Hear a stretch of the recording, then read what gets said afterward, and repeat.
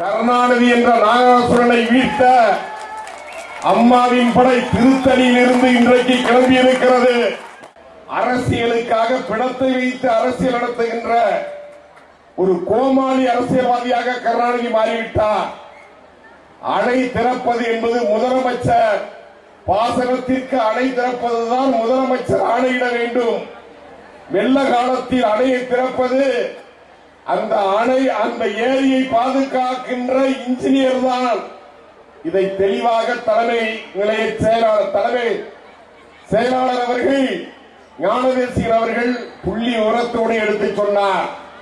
செம்பரப்பாக்கம் ஏரியிலிருந்து குடி தண்ணீர் கிடைக்கிறது. மழை பெய்கின்றதை பொறுத்து தண்ணீர் திறந்து விடப்படுகிறது. அதையும் அந்த பொறியாளர் தான் திறக்கின்றார். செம்பரப்பாக்கம் மற்றும் சென்னை மாநகரம் வெள்ளத்தால் மிதக்கவில்லை. செம்பரப்பாக்கம் ஏரியிலிருந்து தண்ணீர், முடிச்சூர் ஏரியிலிருந்து தண்ணீர், கொசத்தலை ஆற்றிலிருந்து தண்ணீர், புடல் ஏரியில் மிஞ்சப்படுகிற தண்ணீர், ஏன் ஆந்திராவில் பெய்கிற தண்ணீர் எல்லாம் ஒன்று சேர்ந்து வந்துதான் சென்னையை பாதித்தது.